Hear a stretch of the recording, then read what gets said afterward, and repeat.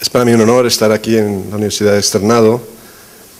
Quiero agradecer la invitación al señor rector, al Departamento de Derecho Financiero y Bursátil, en particular a Luis Fernando López Roca.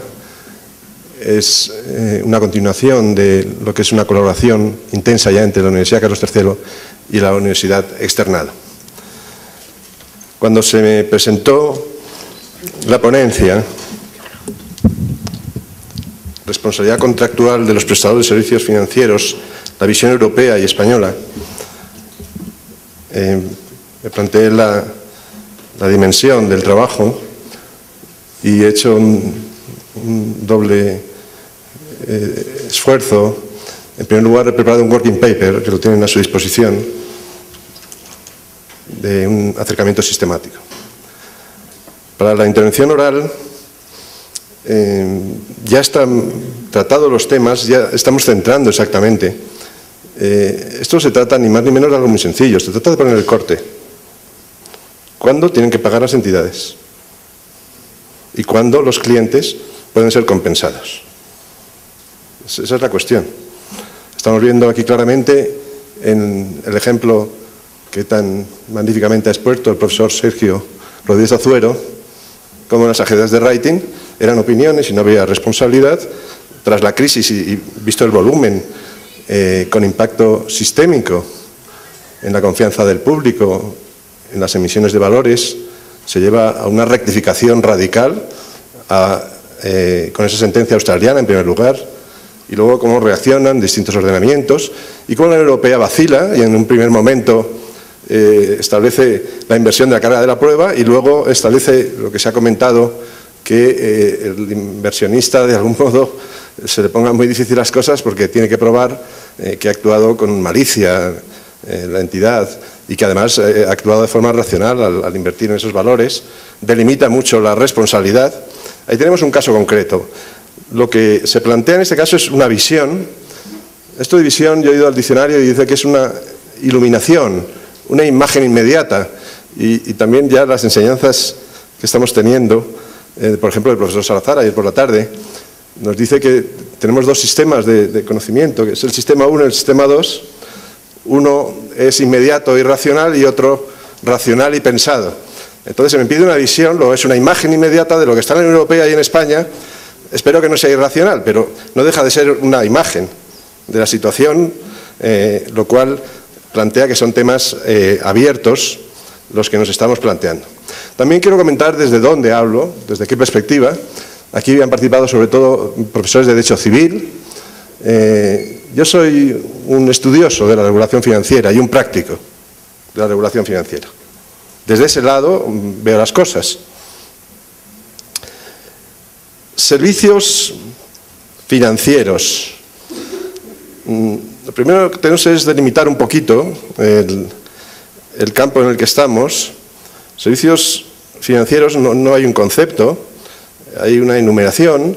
Están los servicios de pago, los servicios de seguros, los servicios de crédito, los servicios de inversión. Para que tenga alguna utilidad yo he delimitado en los servicios de inversión. ¿Y por qué voy a ocuparme solo de los servicios de inversión? Bueno, porque están en la vanguardia de todas estas cosas. Porque aquí ha ocurrido que de forma masiva a millones de personas se les han ofrecido unos productos que han resultado ser unos híbridos financieros complejos, de alto riesgo, y que han perdido su capital y la confianza en el sistema y en la banca. Y esto hay que ponerle reparo y restaurar la confianza y darle una salida. La salida que se ha venido dando ha sido primero la solvencia de los bancos. Solo muy recientemente, después de 5 o 6 años de crisis, se han empezado a dar cuenta los reguladores que si no restablecemos la confianza del público y no reparamos el daño que tengan los inversionistas, no vamos nunca a salir de la situación en la que nos encontramos. Y de ahí que empecemos a pensar cómo proteger al inversionista y ya jurídicamente la responsabilidad contractual del prestador, proveedor de servicios de inversión. Yo voy a utilizar la palabra prestador, es más adecuada para hablar de guía, de gestor de intereses ajenos, que un mero distribuidor, proveedor de los productos. Es el término que se utiliza en las directivas comunitarias y en la legislación española, pero es indistinto, proveedor o prestador de servicios. La profesora Barón, cuando fue enumerando ayer por la tarde las distintas etapas de las crisis financieras, la crisis del 29, y nos ponía una foto de Wall Street, cuando llegó la crisis del 2008 puso una foto de la Puerta del Sol de Madrid, lo cual es muy revelador, porque en ningún lugar del mundo se ha producido que a más de 1 millón de personas en el año 2009, con 12.000 millones de euros, siendo depositantes de las cajas de ahorro españolas, se les ofrecieran unos híbridos financieros para fortalecer los recursos propios de las cajas de ahorros cuando ya estaban quebradas. Porque en el 2009, como se ha visto ahora con las situaciones que sabemos, por ejemplo, la más importante, la de caso Bankia, ya estaban quebradas.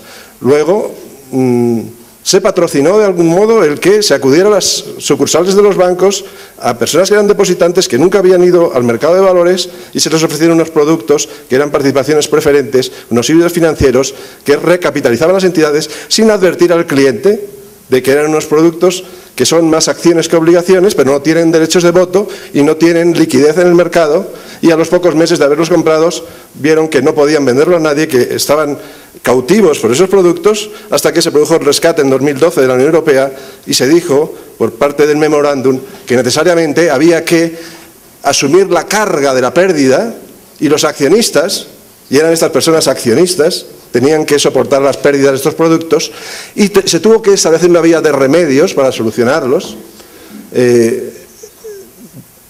por un sistema de arbitraje especial, pero ha dado lugar a más de 50.000 demandas.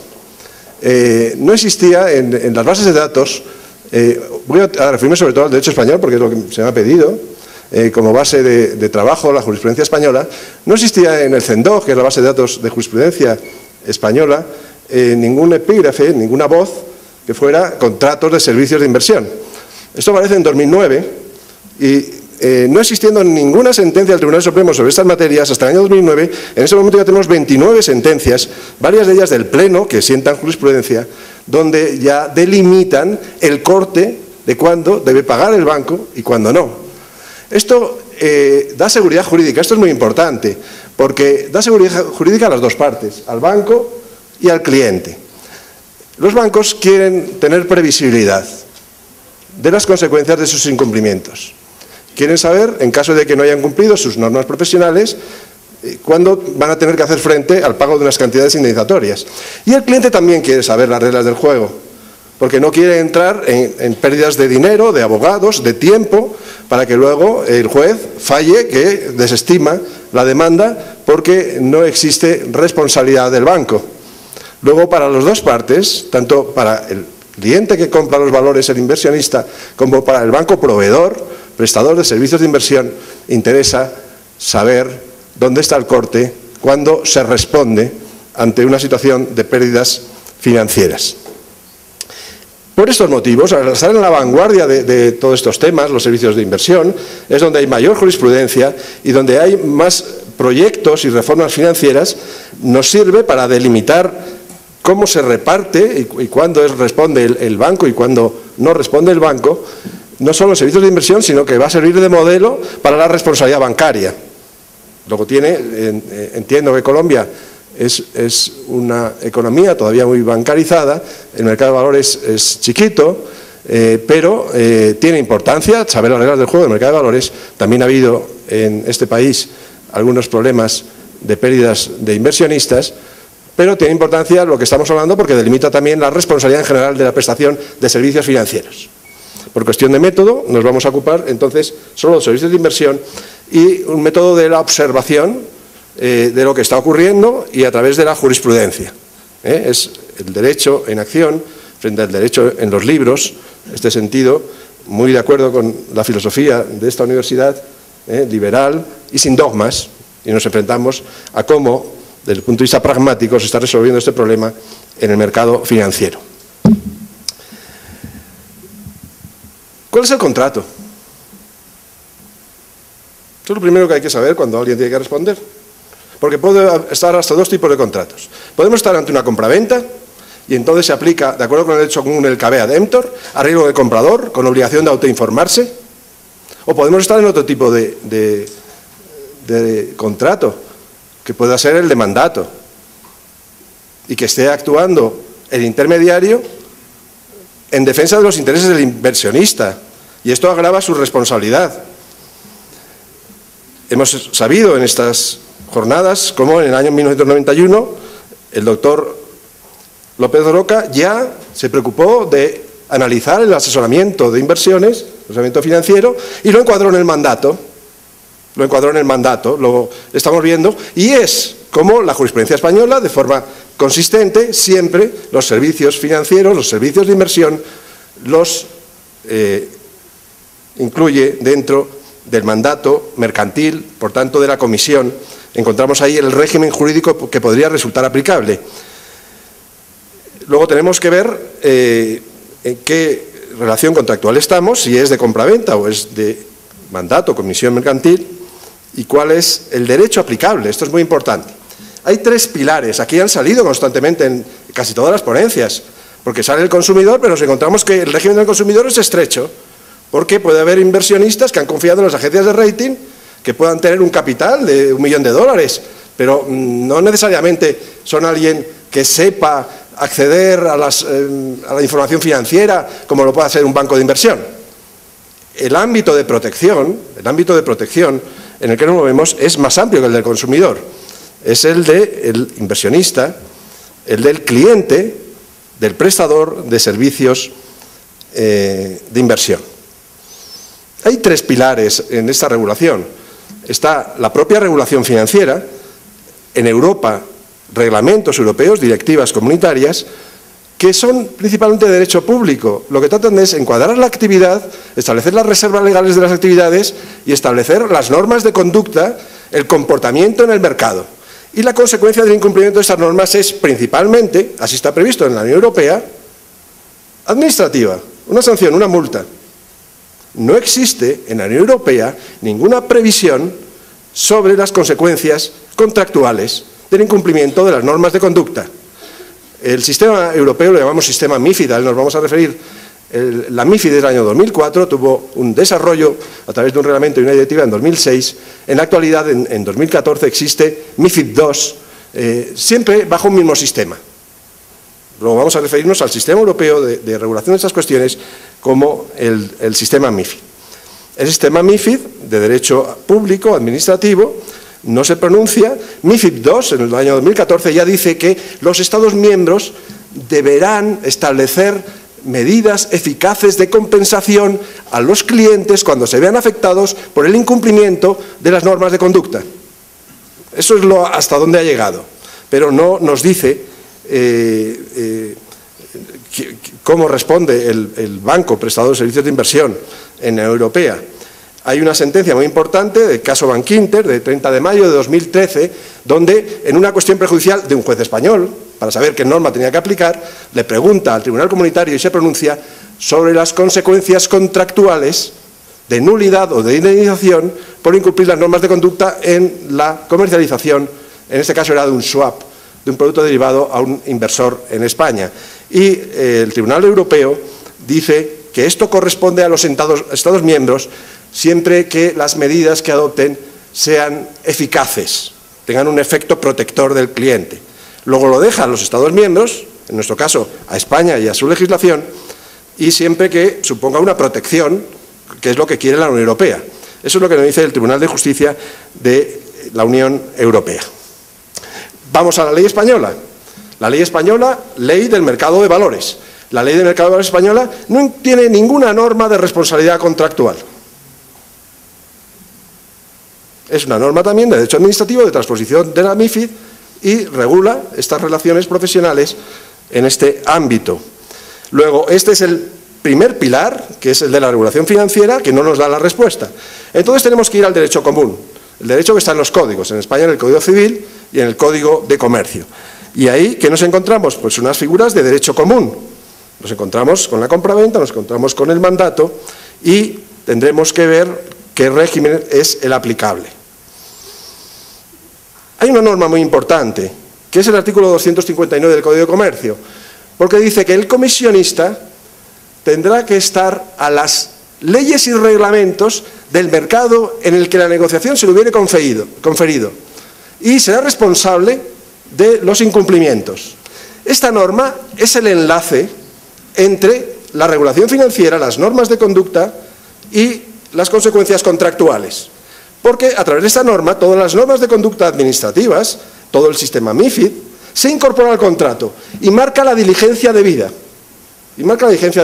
Que pasa a ser algo contractual. ¿Cómo debe cumplir el contrato de comisión el banco que presta servicios de inversión? Debe hacerlo conforme al contrato de comisión del Código de Comercio. ¿Y cuál es la diligencia debida? Por el 259 del Comercio, las normas de conducta de la legislación financiera. Nos queda todavía otra normativa muy importante que ha tenido una presencia continua, que es la de los derechos de los consumidores. Desde luego que tiene un efecto, un impacto importante en esta materia. Veamos en la Unión Europea qué ocurre. En la Unión Europea, en determinadas materias, por ejemplo, en servicios de pago, en comercialización a distancia de servicios financieros, en crédito al consumo, se protege al consumidor financiero. Aquí tendríamos una situación parecida, por lo que estoy escuchando, que no tengo más conocimiento que asistir a estas jornadas, de la situación en Colombia. Pero hay una directiva de protección de los consumidores en la Unión Europea y establece unas excepciones. Y dice que la directiva de protección de los consumidores no se aplica a los servicios de inversión. No se aplica a los servicios de inversión. Luego es un ámbito separado. El Tribunal Supremo Español se ha pronunciado ya en varias sentencias y a lo que concluye, y hay alguna norma administrativa de la CNMV, es la Superintendencia Española de Valores, la CNMV, que considera que hay una acumulación de protecciones.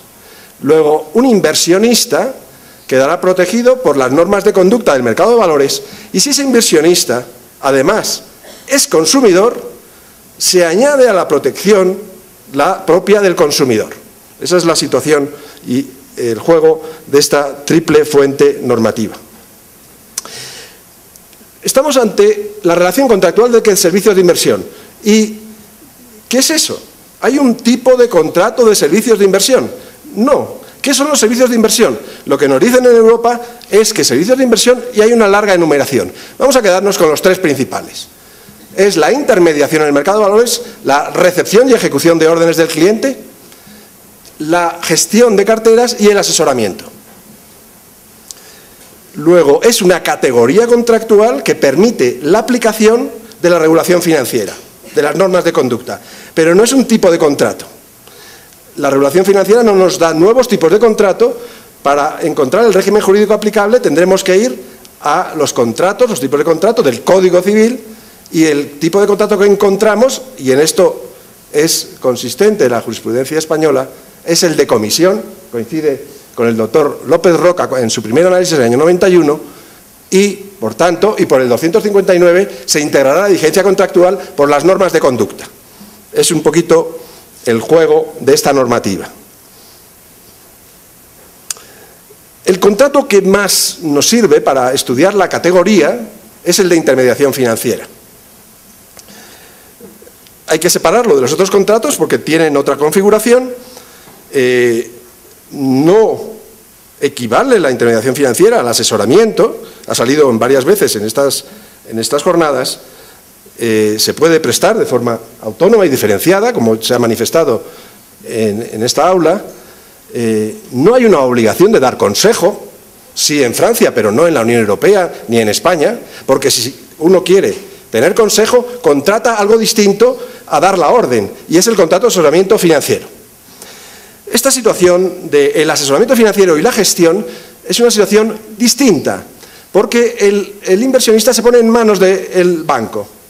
Si tú das una orden, tú has elegido el valor, das la orden, el banco la ejecutará en el mercado. En toda esa labor tiene que defender tus intereses, pero es algo bastante neutro. Pero si el banco es tu asesor o tu gestor, te pones en sus manos. En las manos de recibir un consejo profesional y muy probablemente seguirlo, porque si el médico nos dice opérese del corazón, porque si no, no llega el lunes que viene, pues tú te operas. Seguimos los consejos de los profesionales y eso es bastante racional. Y si damos un mandato de gestión de carteras, le estamos dando poder al banco para que decida en nuestro nombre. Como hay una situación fiduciaria especial, el derecho europeo distingue estos servicios de inversión. En esa categoría distingue el de asesoramiento y la gestión por un lado y por otro lado la intermediación. Y al asesoramiento y a la gestión le da una protección especial y un régimen especial. Añade normas protectoras del inversor que contrata asesoramiento o gestión de carteras. Pero vayámonos al contrato que nos sirve como más lineal, porque es el más sencillo y el que tiene un proceso más claro, que es el de la intermediación. ¿Es la orden de comprar en bolsa en el mercado el contrato? No está así en la Unión Europea. La Unión Europea exige firmar en el momento que se tiene contacto con el cliente y se le van a proveer servicios de inversión un contrato marco. Un contrato marco que es normativo porque va a regular futuras relaciones, por ejemplo, una orden de comprar en el mercado, y un contrato funcional porque establece una serie de obligaciones que van a dar un estándar de calidad en la prestación del servicio y que en buena medida pueden ser de resultado, de tal modo que el que contrata con una empresa de servicios de inversión en la Unión Europea sabe que tiene un estándar de calidad, que va a haber un intermediario porque es forzoso por la ley, no podemos ir directamente al mercado a comprar. En la Unión Europea no podíamos distribuir valores a través de supermercados, o solo se puede comprar y vender a través de un intermediario financiero registrado en el supervisor y sometido a estrictas normas de conducta. Y por tanto, ahí está, este servicio es más completo. Luego hay que firmar un contrato marco y unas obligaciones, que son muy claras y están identificadas. Nada más firmar el contrato hay que clasificar al cliente. Y hay dos clasificaciones. Puede ser minorista o profesional. Y minorista es aquel que se le considera de algún modo incapaz, porque la noción legal de la MiFID en la Ley de Mercado de Valores, el 78, es que es el que no tiene capacidad para analizar los riesgos financieros. Es una persona que no tiene esa capacidad. Y por tanto se presume que no tiene ni los conocimientos ni experiencia para poder operar por cuenta propia y que necesita la guía, la colaboración de un profesional experto en la materia que le analiza en su nombre la información financiera y se la filtra y le dice si es o no conveniente para él adquirir esos productos y hace una función de filtro, de tal modo que si no es conveniente no le debe ofrecer el producto. Luego hay que clasificar al cliente y a continuación hay que evaluar al cliente. La evaluación al cliente se hace a través de un test, una serie de cuestionarios. En el caso de la intermediación es el test de conveniencia. Una vez evaluado el cliente, hay que elegir y filtrar los productos adecuados. Y si no hay una oferta adecuada, por ejemplo, distribuir híbridos financieros a depositantes de cajas de ahorro, entonces se debe abstener el banco de ofrecer esos productos. Una vez ya hemos clasificado al cliente, una vez le hemos evaluado a través de un test y una vez hemos elegido la oferta adecuada de productos, hay que darle la información comprensible para el cliente, que ya hemos evaluado y sabemos cuál es. La información no es igual para un inversor, un cliente profesional, que para una inversión minorista. La del profesional puede ser más ligera porque tiene capacidad para analizar los riesgos financieros, la del minorista tiene que ser muy clara y muy sencilla. Aquí también se ha hablado de esa necesidad de sobreinformación y de simplificación de folletos. Eso en la Unión Europea ya se ha dado, ya está adoptado un reglamento que se llama PRIPS y otras normativas que establecen un documento, información básica del inversor, y con una claridad en un folio se le indica lo que un inversor minorista puede comprender. En algunos países, como en Bélgica, en España, a través del Defensor del Pueblo, hay un proyecto del gobierno, se ha establecido algo tan sencillo como un semáforo. Si es verde, usted conserva el capital. Si es amarillo, puede perder algo de capital, el 10%. Si es rojo, puede perder todo lo que usted pone sobre la mesa en esa inversión. Y eso lo comprende cualquier persona, igual que puede ir por la calle y pararse ante los semáforos rojos. Y sabe el riesgo de sobrepasar, de contratar un producto rojo, y es que puede perderlo todo. Y también sabe la ventaja, la seguridad de contratar un producto verde, que si tú has entregado $100.000, Siempre te van a devolver 100.000 dólares. Podrá estar comprometida la remuneración del producto, pero jamás el principal de ese producto de inversión. Cuando ya hemos realizado este proceso y tenemos esta seguridad en la relación con el cliente, es cuando podremos ejecutar la orden del cliente en el mercado. Y esa ejecución de la orden en el mercado es una obligación de medios. Por supuesto, hay que separar lo que es el negocio de inversión, que es el riesgo de mercado, y si una persona ha invertido en el mercado estará a la volatilidad y podrá tener grandes ganancias y grandes pérdidas, y eso no debe confundirse con esta prestación de un servicio de inversión donde todo cliente tiene que tener una seguridad por ese contrato marco de que es clasificado, de que es evaluado, de que solo se le ofrecen productos adecuados y que se le da información que él puede comprender. Y con ese resultado, con esa tranquilidad, ya dará las órdenes de compra en el mercado que el banco ejecutará como una obligación de medios. ¿Cuáles son los elementos de esta relación contractual que estamos viendo? Objeto, sujeto, forma. El objeto lo llaman en la Unión Europea instrumentos financieros. Pero fijémonos que toda esta legislación es funcional, para proteger. Entonces nos encontramos con que buena parte de los productos que la banca ha captado para financiar a empresas o a ella misma no son instrumentos financieros. Por ejemplo, se ha captado mucho con depósitos estructurados. También ha habido captación saliéndose de esta legislación con seguros de inversión o unit link o otros productos muy complejos como las hipotecas multidivisa. En MiFID II, en 2014, la Unión Europea ya amplía el ámbito objetivo de la protección más allá de los instrumentos financieros del año 2004, incluye ya los depósitos estructurados. Y en relación con los seguros de inversión, los unit link, dice que se regula y remite a la legislación de seguros para darle una protección equivalente a la de la MiFID para los seguros de inversión. El Tribunal Supremo Español se ha pronunciado en varias sentencias sobre seguros de inversión, aplicando la MiFID, antes de que se hayan realizado estos cambios, e incluso ha llegado a aplicar la MiFID por esta búsqueda funcional de conseguir el resultado de proteger al cliente a hipotecas multidivisa. Porque una hipoteca multidivisa tiene una operación de crédito con una garantía inmobiliaria, pero además está el riesgo de la divisa y a través de un juego de derivados. Como los derivados están incluidos en el ámbito de protección y son instrumentos financieros, fijaros que el Tribunal Supremo, aunque no haya ley, lo ha ampliado y hay sentencias donde está aplicando la protección del inversor al cliente hipotecado con una hipoteca en divisas con este juego de derivados financieros. Los sujetos son el cliente y la entidad, y la forma, hay libertad de forma, no se requiere que ese contrato tipo esté por escrito y registrado y puesto a disposición de la CNMV. No existe como en Italia que incumplir esa forma da lugar a que el cliente pueda pedir la nulidad del contrato. Eso no existe en España. Luego el incumplimiento de la forma del contrato no daría lugar a la nulidad. Sería simplemente una infracción administrativa. ¿Cuál es la diligencia contractual? Ese es un tema clave que estamos aquí hablando. La que marcan las normas de conducta por el artículo 254 del Código de Comercio. El mandato, según el Código Civil, se le aplica el estándar de diligencia del buen padre de familia, dice el Código Civil español.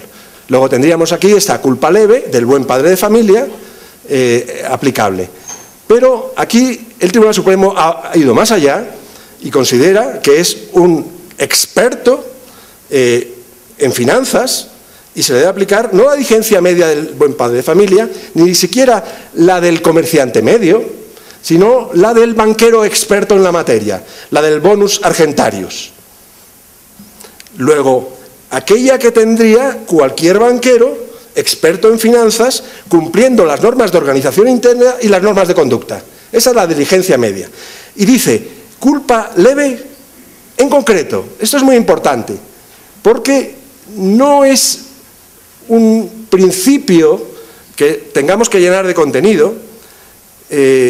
Las normas de conducta llegan al detalle.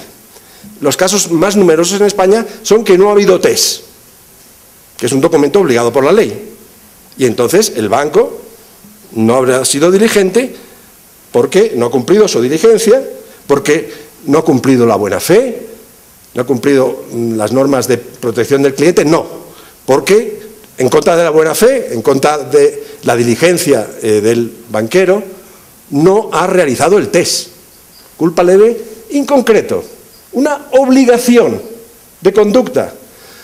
Y hay que distinguir entre los principios de conducta, como es la buena fe en general en el Código Civil, pero de transparencia, diligencia y lealtad, que son las que se mencionan en la legislación financiera, que son principios orientativos, y las obligaciones de conducta concretas que pueden generar responsabilidad.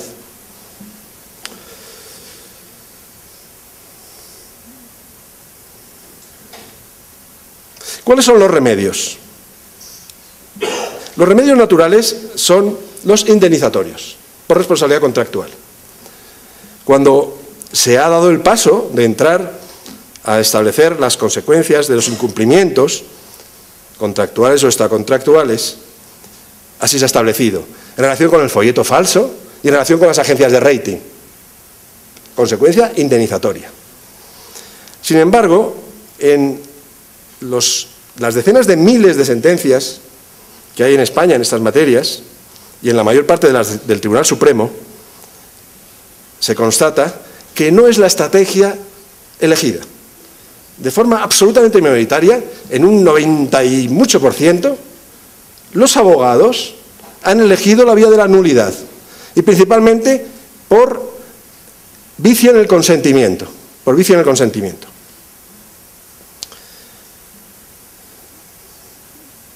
Queda como algo marginal en la solución de estos conflictos la tutela resarcitoria y la responsabilidad contractual. En el plano de la nulidad, se ha planteado en algunos casos, no en muchos, que el contrato puede ser nulo radicalmente, de forma absoluta, por ser contrario al orden público. En las primeras sentencias así lo estableció el Tribunal Supremo español.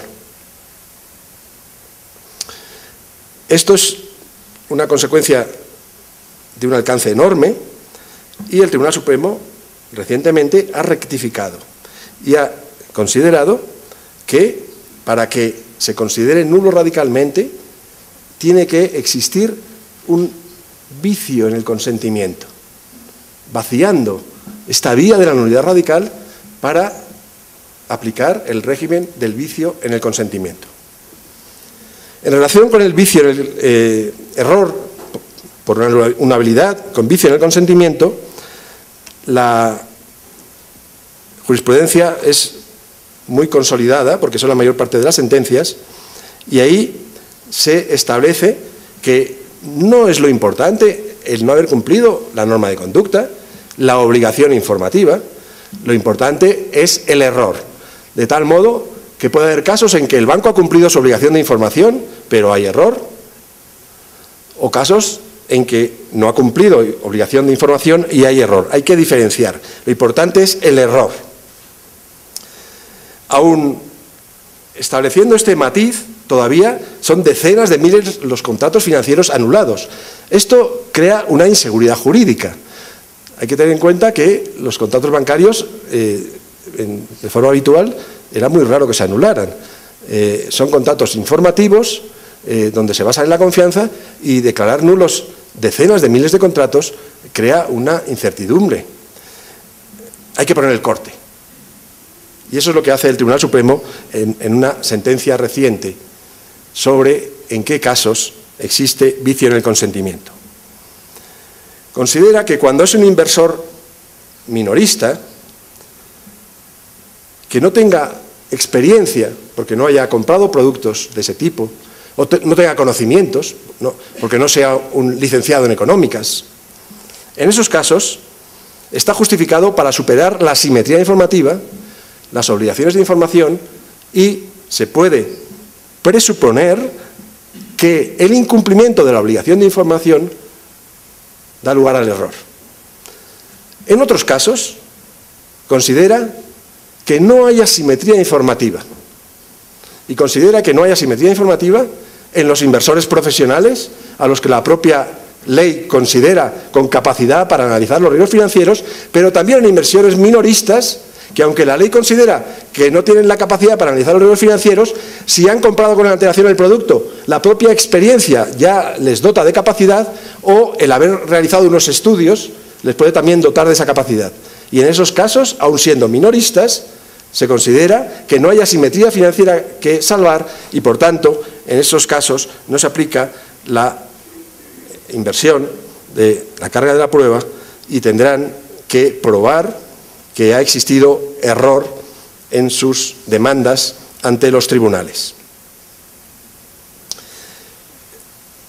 La otra solución sería la resarcitoria, que es por incumplimiento generando un daño, con una relación de causalidad entre el incumplimiento y el daño y una antijuricidad que sea imputable por culpa, ya sea por negligencia o por dolo. Esta es la teoría general de la responsabilidad contractual. Aquí con mucha cautela, porque no soy un civilista, y desde el plano de la regulación financiera, y de acuerdo con las sentencias del Tribunal Supremo, lo que establece esta jurisprudencia es que el incumplimiento debe ser alegado por el cliente y es el banco, que es el obligado a informar, el que debe probar que ha cumplido sus obligaciones, en particular de las obligaciones de información. El daño lo hace equivalente a la pérdida que se ha sufrido en el mercado. En cuanto a la causalidad, se considera que hay una presunción de que, existiendo un incumplimiento a las normas de conducta, el daño se ha producido como consecuencia de ese incumplimiento. Y en relación con el título de imputación, considera que el incumplimiento es título jurídico de imputación, porque siempre que hay incumplimiento hay falta de diligencia y, por tanto, habiendo sido negligente el banco, es culpable a efectos de responsabilidad contractual. Vamos a hacer una reflexión final. Nos encontramos con una asignatura pendiente en la crisis, que es establecer en qué casos, ante una pérdida de mercado, tiene que pagar el banco. Aunque la vía resarcitoria es la vía natural de indemnizar al cliente comitente por un incumplimiento del comisionista, de forma generalizada, se ha utilizado la vía de la nulidad en España. El Tribunal Supremo, viendo que se desbordaban el número de nulidades, ha recortado aquellos clientes en que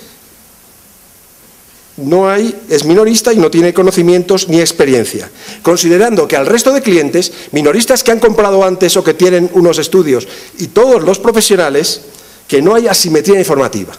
Esto es contra Legem, porque la Unión Europea distingue entre clientes y contrapartes elegibles. En el tema de la discusión del rating se puede ver muy claro, porque tenemos los dos ejemplos que hemos puesto, que era que iba una empresa a un banco de servicios de inversión y que pudiera ser responsable para no haber valorado, ha dicho el profesor Rodríguez Azuero, o que era un gran inversionista y en qué medida podía o no exigir la responsabilidad de la agencia. Esa empresa de servicios de inversión, ese operador del mercado, en términos comunitarios es contraparte elegible y está al mismo plano que el proveedor del servicio. Y por tanto no hay asimetría informativa. Para los clientes existe asimetría informativa. Sin embargo, el Tribunal Supremo Español, para recortar el número de nulidades en contra de lo que dice la ley, establece que no hay asimetría informativa en los profesionales, clientes profesionales, y en minoristas que hayan comprado antes o tengan algunos estudios.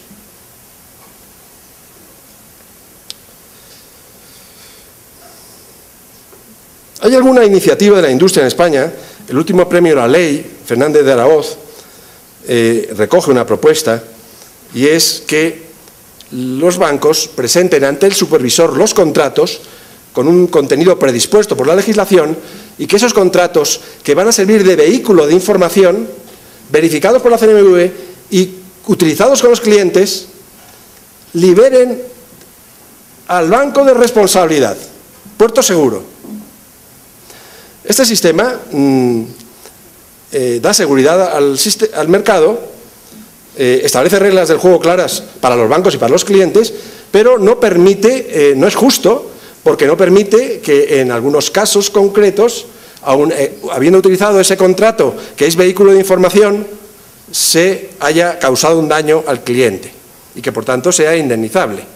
No hay ese contrato adecuado que decía Roberto Natali hace 2 años en esta misma universidad, de que el servicio de inversión debe darse adecuado al cliente.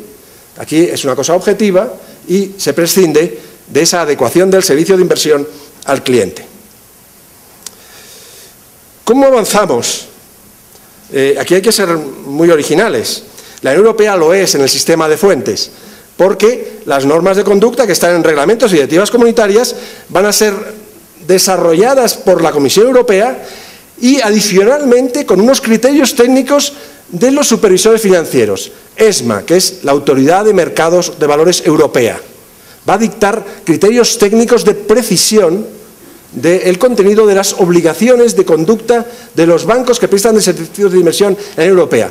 A nivel de España, la propia LMV ha habido una reciente reforma y puede dictar guías técnicas. Eso es muy novedoso en derecho español, que una autoridad administrativa pueda dictar guías técnicas que van a marcar la diligencia del banco prestador de servicio de inversión. Lo que tenemos que buscar es una integración entre la regulación financiera y el derecho contractual. Decíamos que el 259 integra en el contrato de comisión las normas de conducta.